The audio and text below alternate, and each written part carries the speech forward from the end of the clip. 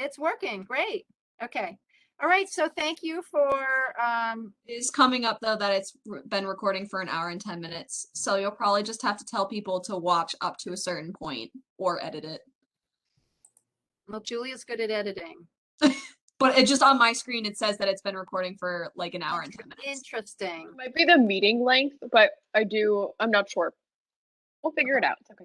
Okay. All right. So, thank you again for coming to this. I know it's 7 o'clock. You're all super busy, but this is the opportunity for Billy to introduce his curriculum to our presenters, and we can talk about the symposium in general. I am going to leave that part to the end because several people on this call just heard that spiel. So they can leave when we get to that point, and Leroy and Brittany and Sarah can stay on, and we'll talk a little bit more. You know what JSHS is, but it looks a little different at UConn Health and in a virtual year. So we'll just have a little more chat time at the end with just the few of us. Oh, there's Allie. That's great. Hey, Allie. And wait till we can hear Allie and see Allie. Allie? We can't hear you. Allie, try talking now. Yes. Yay. Okay. Allie can hear us and we can see her. Very good. For this alumni workshop, I would like to do introductions. On the last training, so many people knew each other. I never even bothered with introductions. It was so rude of me, but we went over the hour anyway, so no time for niceties. But in this call, I think I'm so excited that alumni from the last decade, whether they were a volunteer for Joy at UConn or they participated in JSHS as a high school student, they are here with us, giving us their time and enthusiasm, kind of paying it forward to the younger ones who, I don't know, it's science still excites you. You're in the field and you want to make sure these kids stay excited about science too. So let's do a little introduction about who you are and your connection to JSHS. I'm going to start with Allie. No pressure. Let's see. I participated in JSHS in 2008 as a junior in high school. I'm currently a 9th year MD PhD student at UConn School of Medicine, having earned my PhD last year. Well, earned, they don't give it to you until we graduate with both degrees. And I plan to apply to psychiatry residencies with research components, so continuing science throughout my career. Fabulous. Thank you very much. And how about Sarah? I am a first year dental student at Boston University, and I was in JSHS in 2015 and 2016, so junior and senior year of high school. Awesome. And how about Leroy? Hi, sorry, I'm still not on video, but okay, we can hear you. So I was a UConn student. I worked with Joy in chemistry outreach. So I'm pretty sure I helped her with this and a number of other programs between like 2006 and 2010, I think. And then I went on to do a few different things, but I have a PhD from NYU, and now I do medical strategy at an agency in New York, and then also I lecture at a university in California. All right. Wow. Okay. And how about Brittany Horton? Yes, I was in JSHS in, I want to say it was 2017. I'm not 100% positive, but I think it was 2017 or 2018 when I was a junior in high school. Now I'm a medical device engineer for Boston Scientific. Very cool. All right. And Brian Liang. Everybody, I was a competitive poster presenter at CTJSHS in 2013 as a senior in high school, and now I'm a rising fourth-year student at the UConn School of Medicine. I'm doing the MD and PH dual degree route. Okay, Brittany Knight, could you introduce yourself, please? Hi, yes, I'm the other Brittany. That's cool to have two of us. Hi, I'm the co-director this year for CTJSHS. I got my PhD in at the University of Connecticut a couple years ago, did a postdoc, and I've been helping with the CTJSHS since it's been at the health center maybe 6 years now. So that's cool. So I got promoted to co-director this year, and I'm excited to be working with all of you. So thank you for your contributions. It's really exciting. Excellent. And Rachel, she is going to be a WebEx admin, as is Brian, for one of, in support of two co-presenters in two different rooms. So Rachel, please introduce yourself. Hi everyone, I'm Rachel. I'm a third year PhD student in the biomedical science program at UConn Health, and this is my second year doing CTJSHS. And Julia. Hi everyone, my name is Julia, and I'm currently serving as the AmeriCorps member in the Connecticut AHEC program office, so helping Ellen and the Connecticut JSHS team wherever they need with whatever they need. And she'll be entering medical school here at UConn Health in the fall. Yay. Okay, so Billy, I think it's time for you to take it away. You know, sharing your screen or however you want to train your workshop leaders, and the WebEx admins need to know what's happening, but the workshop leaders will be the ones actually presenting. As you know, they received the PowerPoint presentation. They received the so-called script or talking points that to accompany that. And they received that prompt in case they want to customize some of it a little bit. That prompt would get them thinking about that. Cool. All right. So, hey, everyone. My name's Billy. So I am actually a first-year PhD student here at UConn Health. And before this, I taught high school biology, actually.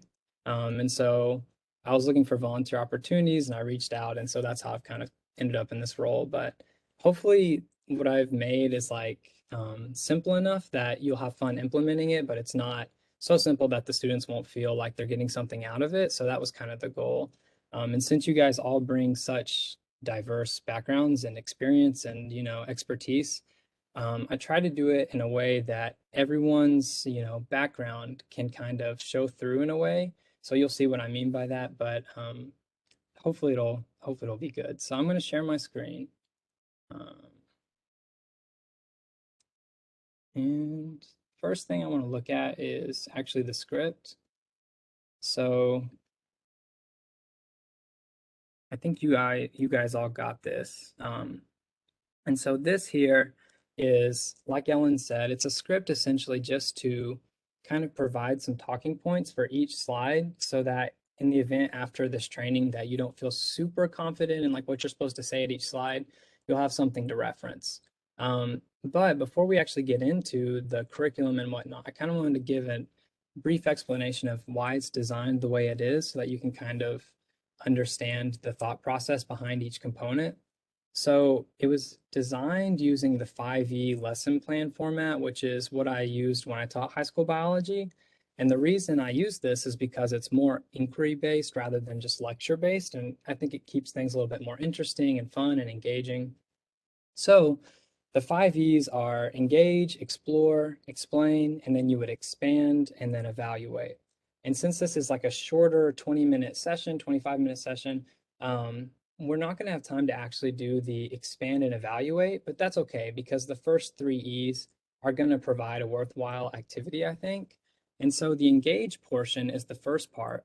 And this is something that's really short and it's really designed just to hook the students on what we're doing, to get them talking, to get them feel comfortable in like the environment, and to kind of prime them to what we're going to be doing through the rest of the lesson. And you'll see what that is in a second. The explore portion is for the students then to kind of explore what we're trying to get across in their own way so that they can kind of build connections and think about things on their own before the teacher or facilitator just gives them all the information. So it's a way for them to think about it before, they kind of get the lecture portion. And then after they've thought about it through their exploration, then you move into the explain, where you're going to explain explicitly kind of what you're trying to get across. And then in a normal lesson, we would expand that and have them apply it and evaluate, but we're not going to do those portions. So what I thought we could do now is actually start with the PowerPoint and work through it as if you guys were actually the students that were going to be in the session, and I could be what you're going to be during that day and like kind of run you through it how I would with students, just so you can see kind of the delivery and like how it should look, and whatnot. And if you have any questions about, why something is the way it is, or like maybe a different perspective or idea, I'd be glad to hear it so we can talk about it. But well, actually, before we do this, does anybody have any questions about anything so far?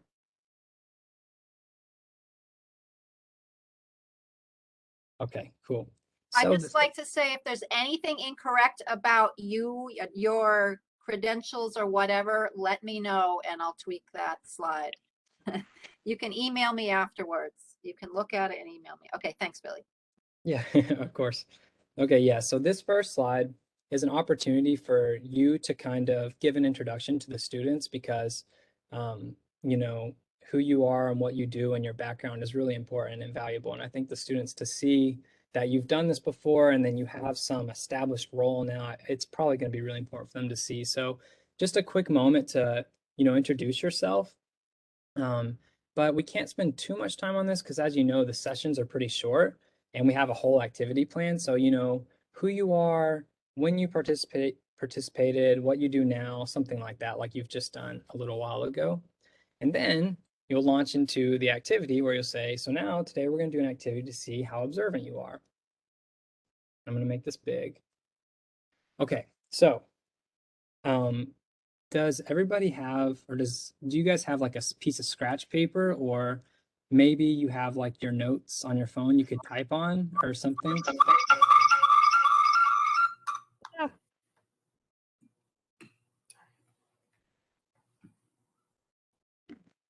We can see Leroy now. We Oh, see nice. his face. Yes. Okay, we all have scratch paper. Okay, so if you don't have scratch paper, if the students don't have scratch paper on the day, they could just use their notes app on their phone. But basically, what we're going to do is I'm going to show you guys a photo, and you're going to see that photo for 15 seconds. And then during that 15 seconds, I want you just simply to make as many observations as you can. Don't write anything down. Don't take any pictures. Don't screenshot, anything like that. Just make as many observations as you can. And then after 15 seconds, I'm going to take the photo away and I'm going to ask you a series of questions and you're going to write your answers on that piece of paper. Okay, so does everyone got it? Okay, let me reset my timer. Okay, so photo one's coming up. Just make as many observations as possible and I'll time us. All right, and go.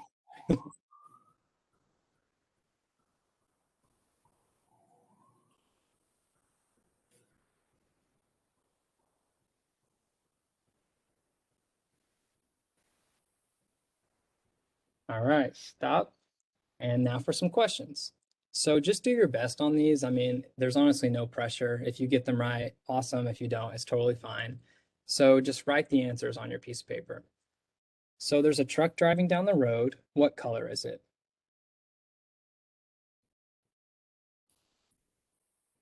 Describe a vehicle parked along the roadside.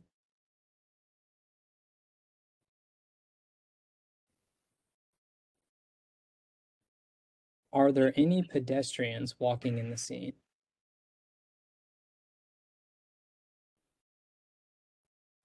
What is the speed limit?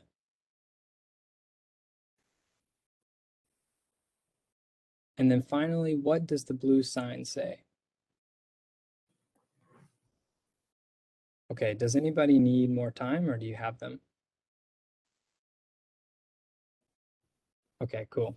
So with this next part, feel free just to shout out the answer. If you don't feel comfortable shouting out, you could just type the answer in the chat. I'll pull that up. Let me do that really quick. Okay. So, what color was the truck? Got light blue. Yeah, light blue. Yeah. Yeah, nice. Light blue. Perfect. Okay, so what about a vehicle parked along the roadside? I personally described the sedan. That was kind of, I don't know what to call this color. I think it's gray yellow or I guess silver. It's just that weird like color that looks like this color of seats inside Yeah, the so car. I think it's like a gold sedan, Okay. but yes, I know exactly what you're talking about. Very good. And then there is a white truck, silver sedan. I'm not really sure. I'm sure there is one. There's a lot of different cars. You could have said a lot of things. Okay. Are there any pedestrians walking?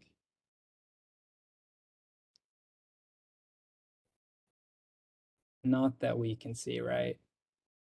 Okay, cool. What is the speed limit? 35. 35. All right. So this is one that, when you implement this in a classroom, everyone always gets 35. Like they may miss everything, but they always get 35. Why do you think that this is something that everyone always gets right?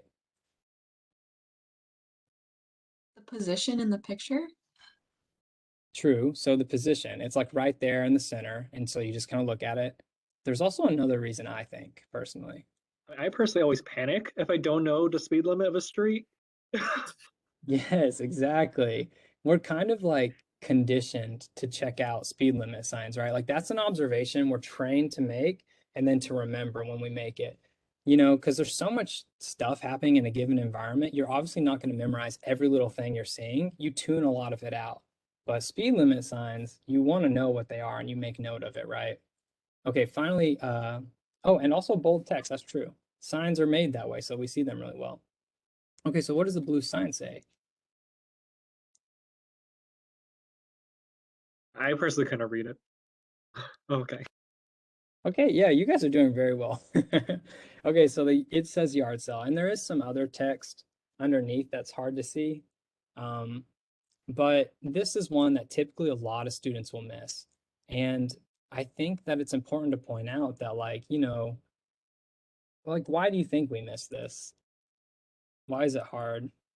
It's pretty hard to see on my screen, at least.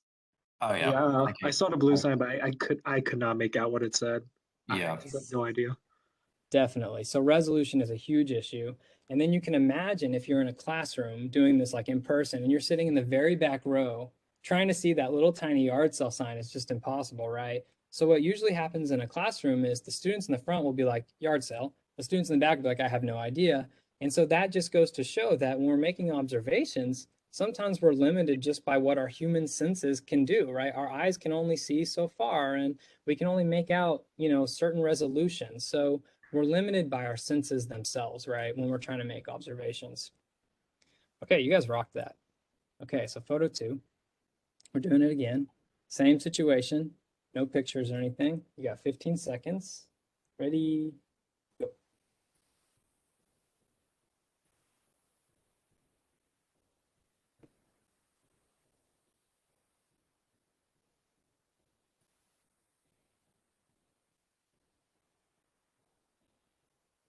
All right, stop. And again.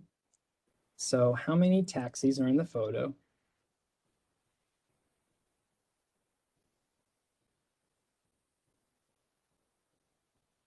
Are the cars moving to the left or to the right? What is being advertised on the largest billboard? Where could you get something to eat on this street? And then finally, what time is it in the photo?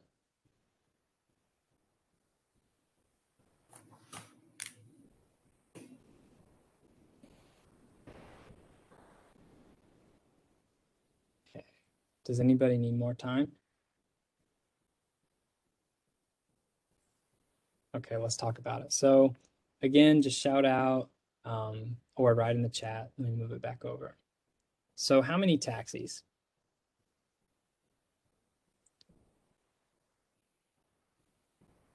So everybody always says 2. Oh, did we miss one? Yeah, there's a third. It's really hard to see, but there's a third. I would show you, but I don't want to give away all the other answers now, so Yeah. just take my word on it. There's three. Okay, are the cars moving to the left or to the right? Left? I thought it was left. Left. We got one right, but yes, it is to the left from our perspective. That's true. Yeah. Yes, very good. What is being advertised in the largest billboard? I thought it was the ball Dyson. The vacuum cleaner. Yeah, Dyson. And vacuum. Oh, Lion King too. Good job. So this is also one of those that everyone always gets right.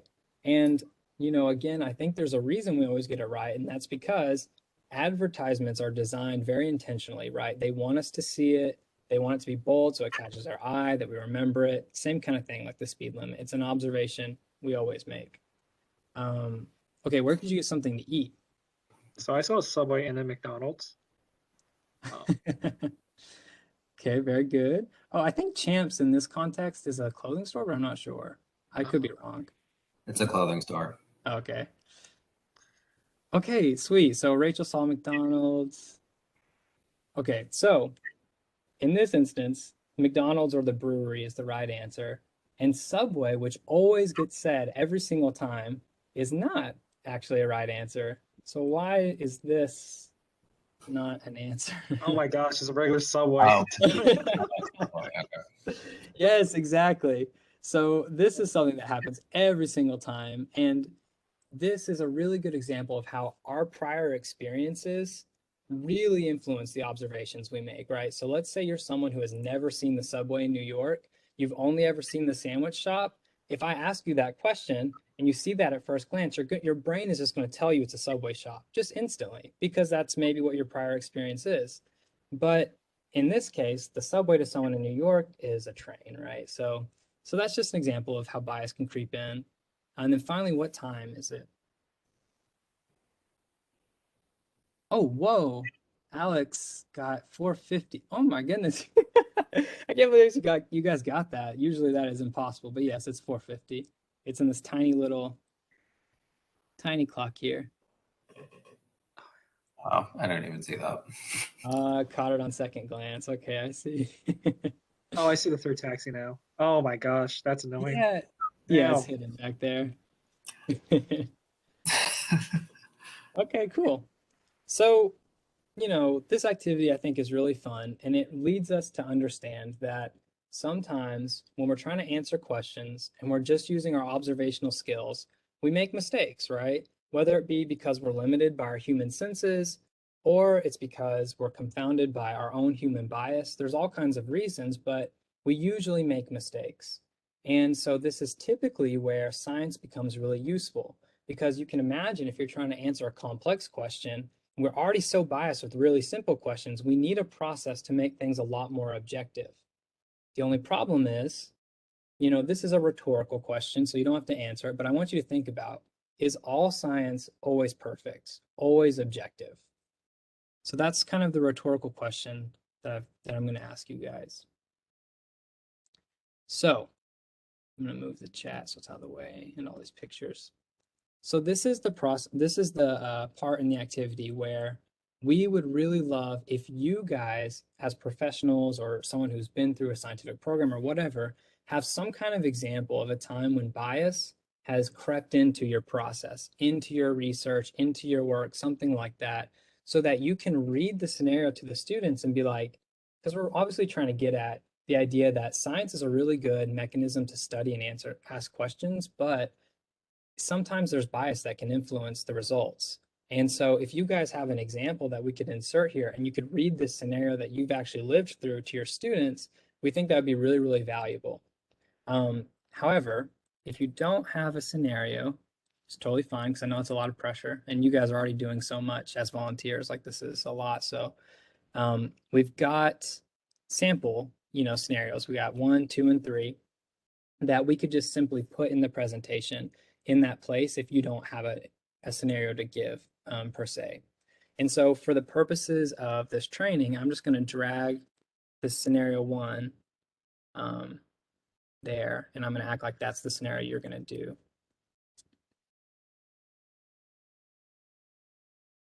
Okay.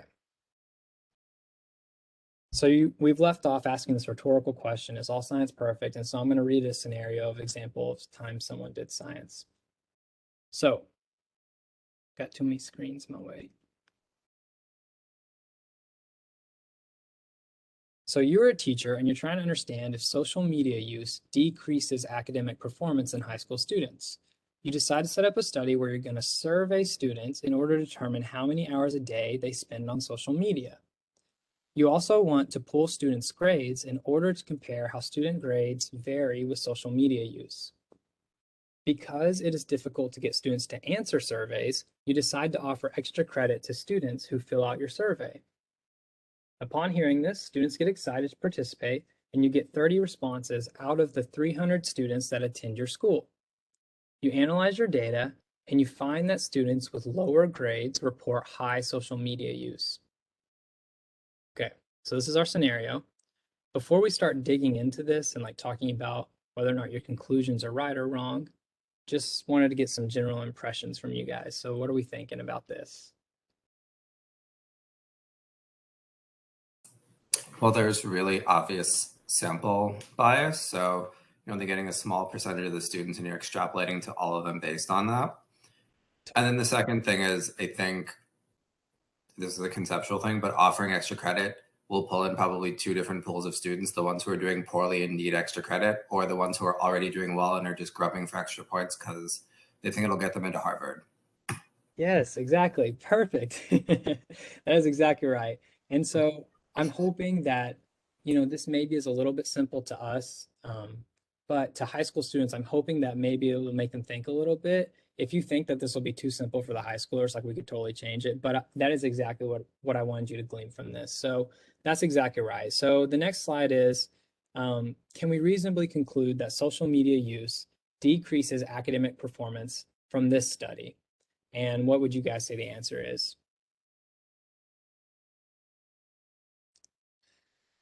Definitely no, right? And it's for all the reasons. I think that was Leroy. Is that correct? Who was talking? Yeah. Okay. Yes. Okay, cool. So it's for all the reasons that Leroy described. So exactly. So you would have like a little discussion with students about kind of the scenario like we just did and whether or not it's a good conclusion or whatnot. And then after you've had that discussion, we're going to go into the explain portion where now you're just going to explicitly explain different types of bias that can influence scientific research. And so these types of bias, I try to make them very like broad that can impact different types of work like bench science or epidemiology or whatever, like a very broad perspective. So of course, you guys know about different types of bias, I'm sure. So I'm not going to really go super in deep with this. If you want to like know exactly what you should say specifically, it's in the script, and you can read exactly. But selection sampling bias is what has occurred in this last one, where you're trying to generalize about a population. You only sample a handful of that population that is not representative of the population, and you conclude based on your sampling that all of the circles in the population are red and yellow because that's all you've captured. But in reality, we know there's purple, there's green, there's blue, there's all kinds of others. And so we just didn't sample correctly, which is it's like what happened in the example scenario. There's also examples of like confounding factors and variables. So we often hear that correlation does not imply causation. And this is something that gets forgotten all the time. Scientists will say, this is correlated with this, all the time. It gives me a headache. So we've got the classic example of you find that there's a correlation between ice cream sales and shark attacks. As ice cream sales go up, shark attacks go up. So it must be that ice cream sales are not safe and cause shark attacks, right? Of course, that's not true. We just know that ice cream sales are likely going up because it's getting warmer. People are going out for ice cream. And since it's getting warmer and people are going out to the beach more often, there's more chance of a shark attack happening. It's not that ice cream sales cause shark attacks, right? So, and then finally, bias in data analysis or publication bias. This one is so common. I see this even in my work in the lab with people I've worked with through my time, where you've come into some experiment with a hypothesis and it's based on previous work that's already been established. And so you really think that your hypothesis is going to be true.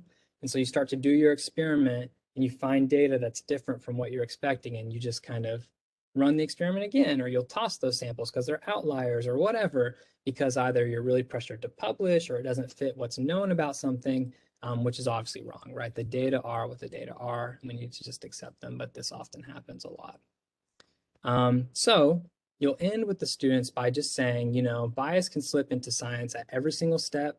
When you're asking your question, when you're designing your experiment, when you're running your experiment, when you're concluding your results, and it's not always intentional. Just like with the subway thing, like that was not an intentional mistake. It just happened because of our previous experiences and our biases or whatever. It was just a easy mistake to make, and that even happens in the scientific process. So we should always be trying to think about this so we can strive towards more objectivity when we're doing our science. And then finally, this last slide is going to be kind of like how you can avoid bias in your research. And really, there's a lot of good stuff here, I think, but I think the most valuable use of this slide is if, you know, if you're referencing your own personal scenario in this slide, then what would be really great for this last slide is if you could say how you resolved the bias in your personal experience, because that kind of gives a more realistic view of like how you can avoid bias. So, you know, XYZ happened in my case. And so what I did was I blinded myself to the treatment groups, or I, you know, ask a colleague to analyze the data instead, or I picked my statistical test before I analyzed the data, you know, whatever it may be. But that would be really valuable here if you could have how you resolved it. And then if you finish and time is not up and you're just kind of lingering around, you're like, okay, let's practice some extra scenarios. And you'll go through these scenarios with the students. Just kind of ask them, the questions are here. You'll ask them these questions. What kind of bias did you see? You know, is it something like we just learned about? Do you see confounding factors? Do you see sampling? You know, all that stuff. Okay, and then that's the end. So I really hope that was clear. I know this is like it's kind of involved, you know, but I don't know. Well, what do you guys think?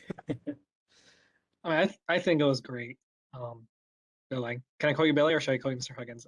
No, always... Billy is great. Thank you so much. Billy, just for some feedback for like the future. I mean, of course, JSHS is like next week, so I'm not saying like you should add this now or anything, but about the correlation slide, from what I can understand is that yes, association or correlation does not equal causation. However, a lot of the studies we use today will be looking at correlations. So like how exactly, like helping students understand like how exactly they're supposed to utilize those findings, because there's of course a useful nature, there is a useful use for correlations, and there's a limitation to it. And it's not the most cut and dry topic. So I can totally understand why you didn't include that here, since making sure students understand that correlation does not equal causation is first and foremost the first thing we want them to understand. But there's also the other thing where like a lot of the research we do, including the research into vaccinations, research into all kinds of diseases and stuff and how it affects human health, like risk factors, how they're correlated with certain outcomes. Like it's not like because those are correlation studies, we can't say anything about what they could possibly mean. It's more of how do researchers design their studies so that they improve the probability that the correlation they're looking at is likely or suggesting a possible causation, since that is also part of research. That is also part of research design. Yeah, I totally agree with you. In that level of nuance, I wasn't sure that we'd be able to get in a short time frame with high schoolers, but I totally agree. And that's why it's really great that you guys are here, because you obviously are very familiar with this. And so that could be a moment that maybe like you pivot and you discuss because you have this deep understanding of this idea, and the students would gain something from that. And I think like if you went on that small tangent, I mean, it's not a tangent, but you know, the students might gain, even if you don't finish the rest of the PowerPoint, the students might gain an understanding that's more important than what the rest of the PowerPoint can offer. So it just kind of depends on the nature of the discussions that arise, you know? And I think feel free, you know, if the student kind of asks, or if you feel like someone's misinterpreting what we mean by that, you could totally say something like that, because it's true. I mean, there's a lot of use in those correlative studies. You need them. They guide the way, you know, to kind of make the next step. So I totally agree with you.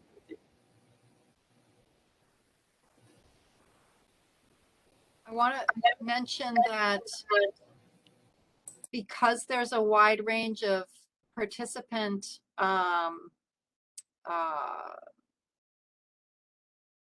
level of understanding of science, like some are, just kids who like science, they like STEM. And then some are the competitors doing this amazing research, very complex.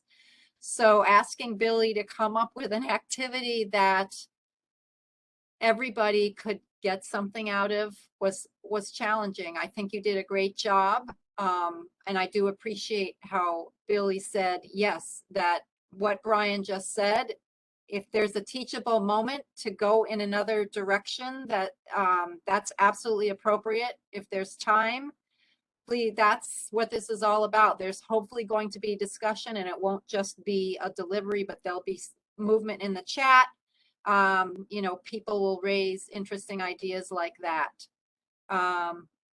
Thank you, Rachel. That's a great comment. So relatable and for so many science fields. I agree with that. So I'm interested to hear if anybody, we don't mean to put pressure on you. I'm just curious. Brittany, Allie, Sarah, Leroy, do you have any ideas about, I have an example that I could insert on that slide about an example, my own scenario. I'm just curious. Or do you want to stick with the ones that he has prepared? Either is great, but I'm just curious. Are you going to think about it? Personally, will probably put in my own scenario. Engineering is a bit different, but we have this all the time, right? When we're trying to figure out root cause for a problem, any sort of bias is causation correlation is a huge one for us. We could lead to the wrong root cause and have a lot of issues down the line. I'll have to think of a specific example. The other one that often happens in engineering is bringing your past biases and experiences into what you're designing.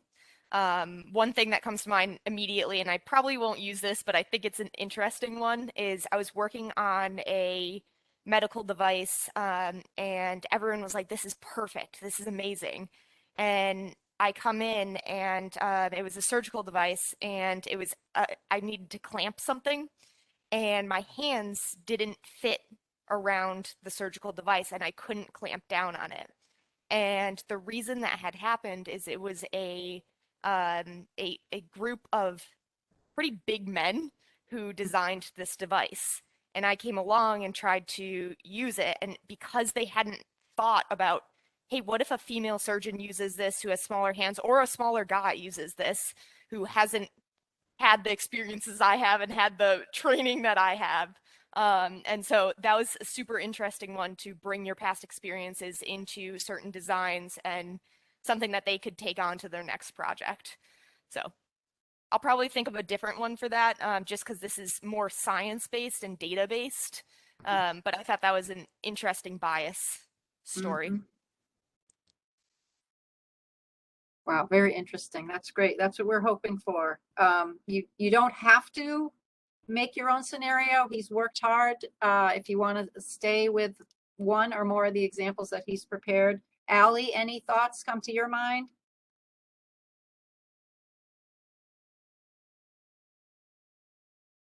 I still have to think about it. There were some instances of bias, like in my own project, but to be able to word it in such a way that it'll like make sense as a scenario. On a very brief slide, right? Yeah. Yeah. Yep. Okay. Well, that's great.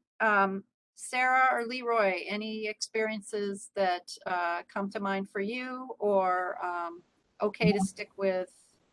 Well, the one I can think of at the top of my head is just about competing hypotheses and sort of what to do with them. So at least during my project, during my PhD, I know that I was handed like a side project to finish up something someone before me had worked on. They'd come to a certain conclusion. I couldn't reproduce it. And then that led to a back and forth between me and my advisor about it. And he sort of just he was like, you're just doing it wrong. And I was like, I don't think so. So with that, what I decided to do was, because even though I think I'm pretty objective, I wanted to make sure whatever the result was just objectively correct. So I sent all of the data to a statistician. It was just like, can you analyze both of these data sets independently and see what conclusion you come up with? It turns out I was right, but I only had confidence that I was right because I got validation from somebody else, and it wasn't just me being hard-headed. So that's probably like the most common example, because I feel like that happens a lot. And my advisor, he actually still wouldn't admit that I was right about it. I didn't care. It was just, right is right. But that's just a really classic example.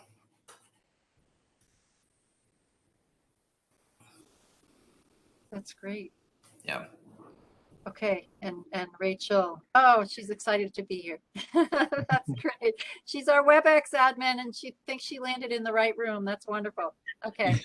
Sarah, anything you want to add? Are you gonna think about it? I would strongly like to use my own example, but I can't think of one off the top of my head. Okay, well, we know you'll work on that, and you I'll have work on that. you have the PowerPoint file to modify. So Billy, is before we go on to kind of housekeeping stuff. Billy, thank you very much. Is there anything else you want to add? Yeah, a couple things. I just want to say first, thank you everyone for sharing your experiences. Those were very interesting. I think honestly, all of those could fit in here somehow, because the students that come to you might, I think, Ellen, are they going to be tailored towards their interests? Like if you're interested in engineering, go here, or Actually, no, that is something we considered early on when we were hoping that maybe we could pair alumni by common degrees or common fields, but that's not how it worked out. The people who were willing to, the workshop, they volunteered for this workshop. We couldn't necessarily pair them well. And that's why the lunchtime chat is kind of going in that direction. We have four chat rooms, one for BME, one for health sciences, one for physical sciences, one for engineering and data science. But these alumni workshop presenters, they don't have to do the chat because they're going to be talking all morning and all afternoon. I'm giving them lunchtime off. So anyway, okay. no, the pairings, what we did for pairings, we did a student with a professional. That's how the pairings ended up, but they're not in common fields. Okay, gotcha. Okay, well, regardless, I mean, some form of a scenario that you've given will work probably. And if you want to like look at these scenarios and just kind of see how I've structured it so that you can kind of put yours in the same way, feel free. Also, if you want to like kind of type up a synopsis of what happened, or if you want to meet with me, I could also write up the scenario in a way that I think might, be good for students, so that kind of leads them in the right way or whatever. So just let me know, keep in contact. I think you all will have my email. So, and then the second thing I want to say is, I mean, some of you have experience teaching, but if you don't, this may be a little bit overwhelming, I feel like, but you're going to be doing it like a couple times in a row. So if your first time is bad, like it's okay. Like, I mean, obviously try your best, but I think every teacher knows that your first time is like your experiment almost. So it's okay if that is how it goes and you kind of figure out how you want to deliver after the first go. But since you'll be doing it one after another, you'll start to get in a groove and it'll feel more comfortable. So just know that in the beginning, if it's uncomfortable, it'll get better probably. That's how it's always been for me anyway. And then, yeah, the final thing is, if you guys ever want to just like run anything by me before this happens, just let me know and you can email me and we can Zoom or talk or whatever. So.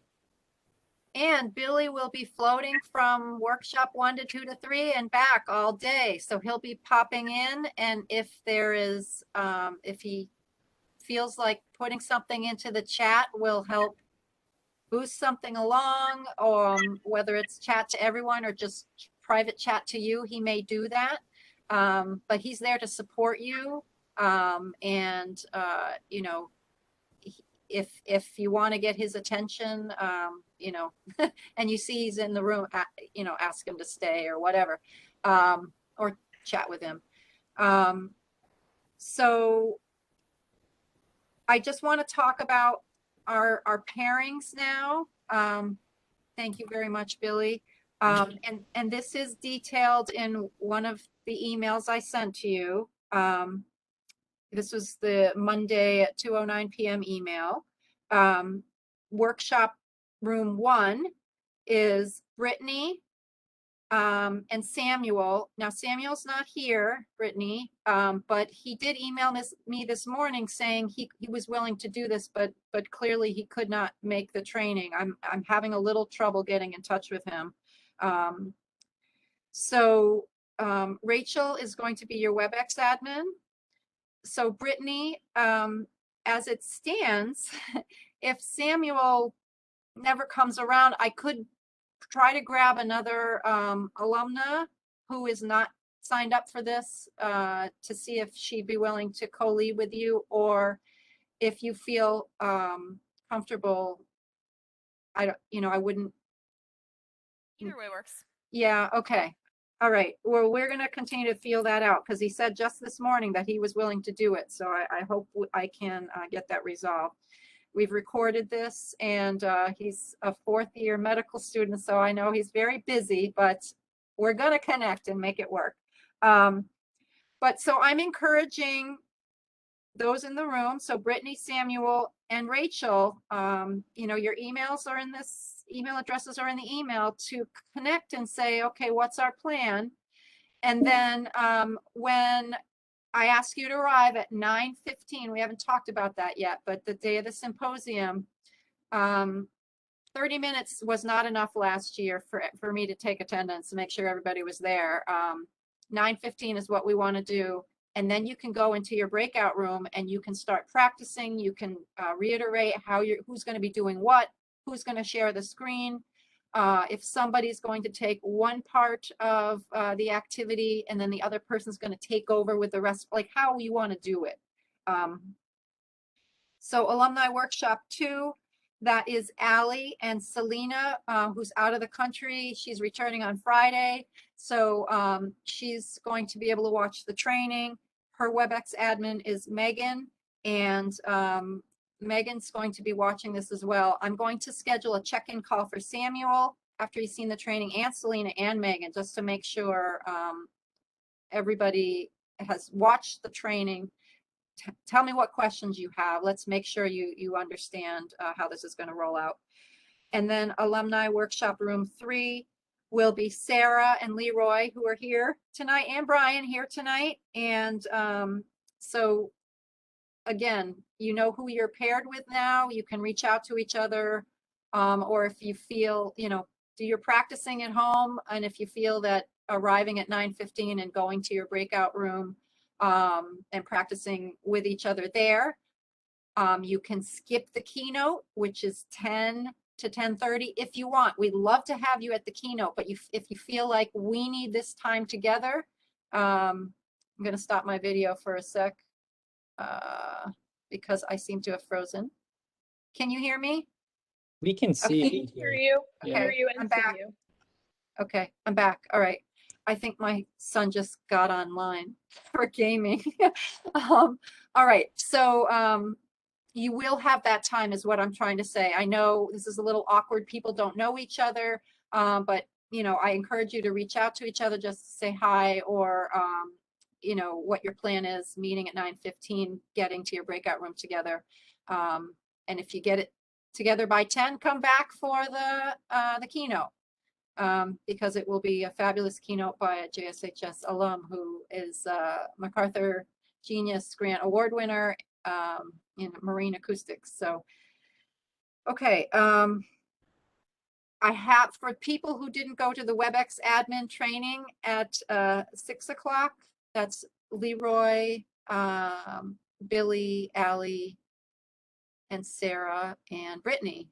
I think you should stay around a little bit. I just want to make sure you have the big picture about the whole schedule and how everything's working. I don't think that Billy needs to stay. Billy's gotten that before from me, but I guess Julia could go. Rachel's heard it. Brian's heard it. Brittany can stay or go. She's heard it already. So anybody have any other questions? Like you might have a question I'm about to answer, but just go ahead and toss it out there if there's anything, any burning question you have right now. I see in the chat, oh, okay, Brittany's chat, which was 9 minutes ago. Sorry about that. Can't do two things at once. All right. Bye, Rachel. Thank you. Thank you so much for coming. I Anybody? guess one thing I will say, just in case, I'm gonna put my email and my phone number in the chat. You can email me anytime if you want. But my phone number, just in case, like the day of, you're like in the middle of the session, you like need me to come immediately, just feel free to text or call me. Like it'll To be text, okay. yes, because the chat, private chat only works within your room, not to other rooms, obviously. So you would need to get him by text if he's not, doesn't happen to be in your room at that moment. Okay, so we've got Billy's phone and email, and I could stick that in an email, a follow-up email later, if that's helpful to people. All right, any other burning questions at the moment?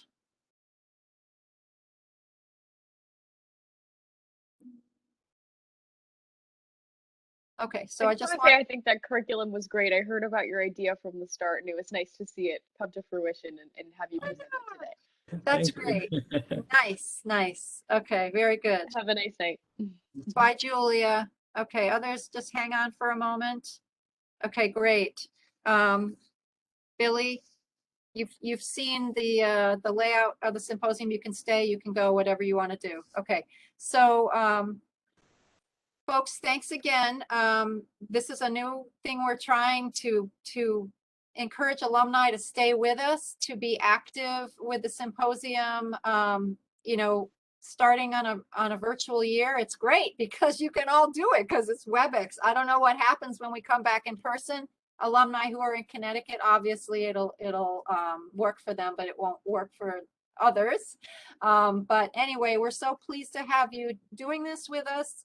And we hope you stay connected. You know, we have an executive committee that has been around for 25 years. Some of them have been literally 25 years, guiding JSHS from decade to decade. And we obviously want the alumni to continue to be involved, not just for the day of activities like this, but also for long-term guidance. So keep that in mind for the future. You know JSHS from another era when it was like a weekend activity at stores. And since when Joy retired from the School of Engineering 6 or 7 years ago, it looked like the symposium was going to fall through the cracks, that there was no one to really replace Joy. And like she wore like 10 hats and did a million things. And she was worried that it wasn't going to happen anymore for the students of Connecticut. So she asked Petra Clark Duffner, who is the director at Connecticut AHEC, at UConn Health. AHEC means Area Health Education Center. It's a federal program. There's one in every state. We work with youth, especially disadvantaged youth, to encourage them to pursue health careers. And we also work with health profession students. We have a program called AHEC Scholars. There's 6 disciplines: School of Medicine, School of Dental Medicine, which are in Farmington, and then School of Pharmacy and School of Nursing, which are at Storrs. School of Social Work, which is at the Hartford campus, and also Quinnipiac University Physician Assistant Program. They learn interprofessionally with learning retreats and enhanced training to be able to serve vulnerable populations when they get out into practice. So we have learning retreats regarding veterans, elderly, homeless individuals, immigrants and refugees, and others. So many of our volunteers are these AHEC scholars who are doing various activities like Brian. When it moved to UConn Health, when Joy said to Petra, who they've been longtime collaborators, will you apply for this grant since it looks like Storrs is not going to? And Petra said yes. And so this grant comes from the federal government. It's funded by the departments of the Army, Navy, and Air Force to encourage youth to pursue research in careers. And I'm just looking at Brian's got his hand up. Brian, are you still here? I just came back because I had a quick question. I'm Sorry. so sorry. Okay, I don't know if you're waving or what. What's up, Brian? Um, I was looking at the schedule that we got from the email with like how every day is supposed to go. And I noticed that when I looked at the WebEx admin help document, that it Yes. labeled the alumni workshops as 1, 2, 3, but on the schedule we got, they're labeled E, F, G, H, A, B. So I'm just I Okay, don't yep, that is a little confusing. You're right. So the A through F is actually a cohort of 25 students. We break all of the participants into 6 groups so they can travel around in smaller groups. There's actually 3 alumni workshops that are taking place in each of those 6 squares. That's what's confusing you, Brian, I think. So from 10:30 to is it 10:35 to 11? There are 3 different workshops going on, 1, 2, and 3. It's not shown in that grid. Is that what you're talking about, Brian? yeah, that's what I'm talking about. Okay, and I haven't gotten that far with the folks who are in this room right now, but you know what? I'm going to share it with the schedule with them because I am getting there. So you can all see what Brian is talking about. Okay, and I'm going to share my screen. Okay, so you can see the alumni workshop in this column because there's 5 different things that are going on at any given time, and small groups are rotating in and out during the day. So the column that's alumni workshop, there's actually 3 breakout rooms assigned to that are happening at that time. It's 1, 2, and 3.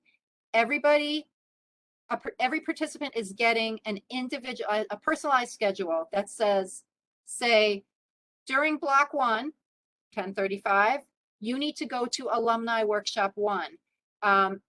They're all members of group E, but we're dividing them into 3. Instead of being a group of 25 or 30, they're a group of 8 or 10. So you can have an intimate discussion with your group. So they're all part of group E. You can call them E1, E2, and E3 if you want, but that's how the alumni workshop personalized schedule will roll out. Brian, does that make sense or still confusing? So that means we're doing this presentation 6 times?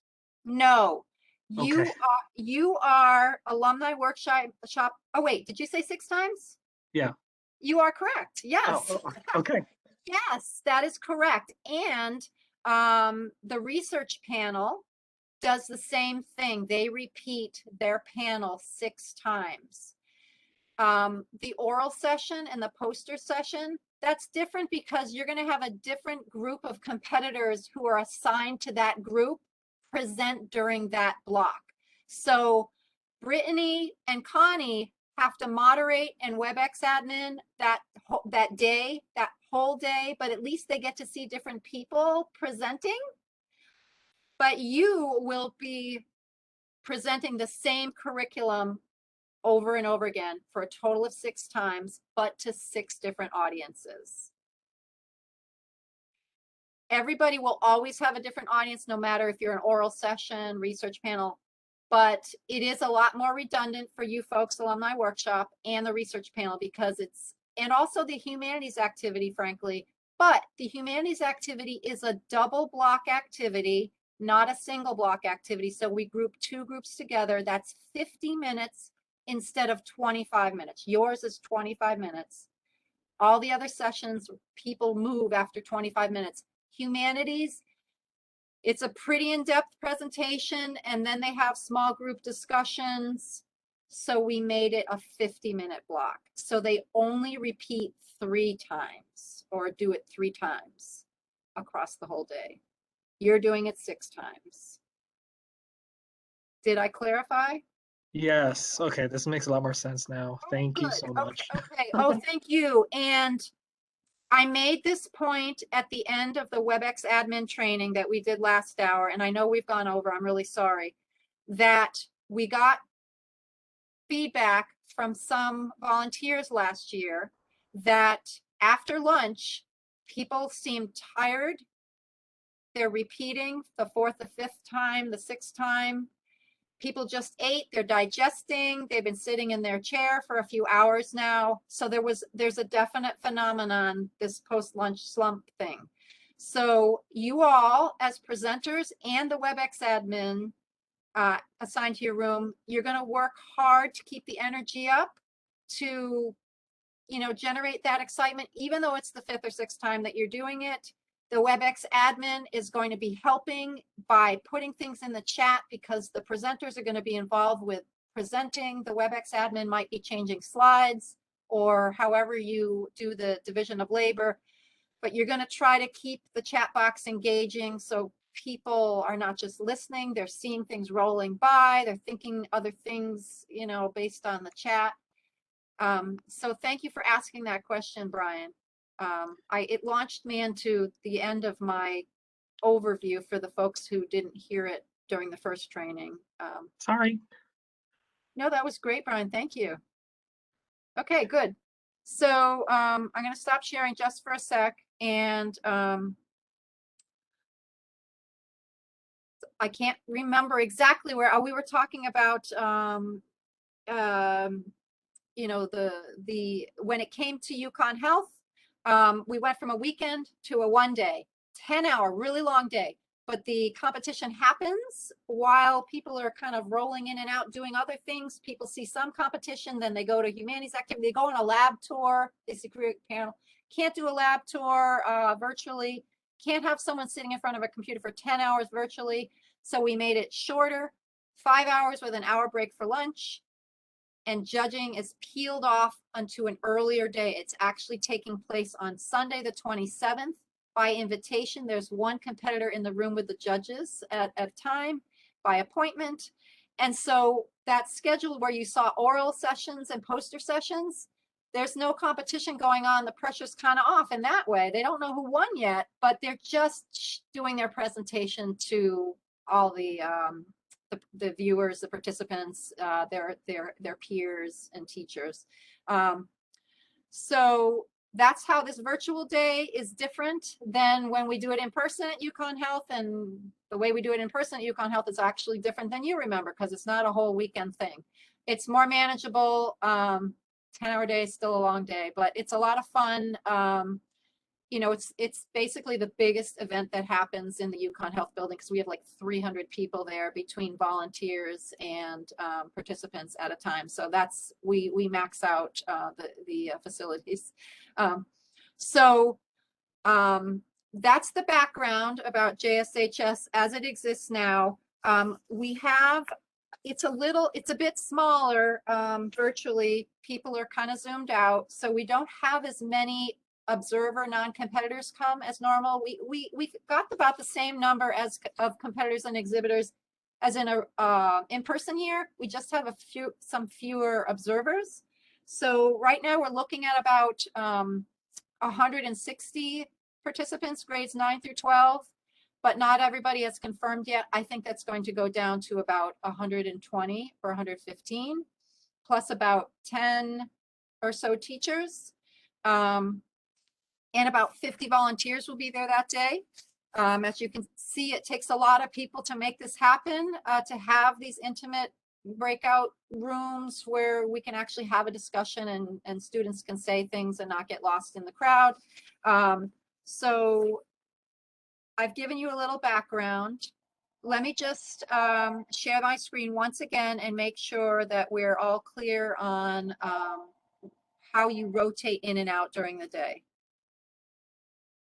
Okay, so I'm asking you to arrive at 9:15 on around the Monday the 28th. I'm going to send you and everybody an email with the WebEx link. That one link for all the activities. It's all main room or go to a breakout room. The main room, welcome and keynote address. Everyone attends 10 to 10:30. However, you as volunteers, if you need to prepare in your breakout room, you can stay there after you check in at 9:15, go to your breakout room. If you can come back for part of the keynote or all of the keynote, you're very welcome. But of course, you're going to want to be back in your workshop room, whether it's 1, 2, or 3, before 10:35 when your first group arrives. So you can see, it was obviously, I know it's confusing, and Brian, I'm so happy he brought it up, that there are 6, the participants are divided into 6 groups, A, B, C, D, E, and F, and then they rotate through. So if you're in group A, which is about 25 to 30, each of the groups, for the first block, 10:35 to 11, this is after the welcoming keynote that everybody's in the main room. For the first block, they have instructions to go to the oral session room. For the second block, which is 11:05, they have instructions to go view the research panel. And then A, for the third block, they are part of the alumni workshop. That's where group A goes next. And then we have a lunch break. And then at 1 o'clock, group A views the poster session room. And then at 1:30, group A goes to the humanities activity, which is a double length block. They're grouped with B, but there are actually 2 presenters there in 2 different rooms to keep the sizes small again. And then there's also actual breakout rooms on top of the breakout rooms, although they're all separately labeled. At 2:30, we all return to the main room. That's when the awards and raffle prizes take place. However, you are officially done at 2:25. You do not have to return to the main room to see the awards unless you're curious about our winners who won the half scholarship to UConn. I think I put in the email, I'm going back to one of my, the really big emails that had the grid on it. Yes, it didn't print very well, but tell me if you remember this email. I'm going to stop sharing. So it had this massive grid on it, and it had your name and what you're doing, and it said the time in and the time out, which got cut off. So most everybody's at 9:15 for in, and then it says 2:25 you can leave. Again, you're welcome to stay, but 2:25 is when I think you'll be saying, whew, I did it. Great job. So do you have any questions about the structure of the day? What you're doing with the activity? You already had time to ask Billy, but you know that he made himself available to you. If you have your own scenario in mind and you want to know if you were a teacher, how would he write it up to fit on a slide? He welcomed you to email him about that, or you could chat or whatever. Otherwise, you can tweak that PowerPoint to insert your scenario. Tweak the script just so you have your talking points in front of you. If you're going to insert your own scenario, make it your own script. But you've got to work with your partner, your pair, and make sure your WebEx admin has any materials that you change. So if they're going to be sharing the screen, doing the screen share, which they've been trained how to do, so I would recommend that. They would have the up-to-date versions from you. Any other questions? Oh, you're so good. This has gone on so long. Thank you so much. There was a lot to discuss. Thank you for coming from near and far. And look for my emails, okay? All right, anybody who hasn't sent me their W-9, I need that, okay? Some of you might have sent the W-9, but you need to call me with your social security number. If you are doing exhibit quests, if you volunteered for that, you'll be getting a separate email with those instructions. And I did ask all of you as optional, but if you could make that 15-second video of, we're going to announce our alumni are here. We're going to tie all the videos together. When you were part of JSHS, what you're doing now, and shout out to Joy or whatever kind of shout out to the kids of, Connecticut, whatever you want to say. There's a portal for you to submit that video. Remember to shoot it horizontally so we can easily edit them together. And I'll probably reach out and say, are you going to send me one or not? I think I asked for them by this Friday, the 25th, to submit them to the portal. Does anybody else have a question? Anything all the many things I've asked you to do. Okay, we're looking good. Thank you very much, everybody. Really appreciate your time.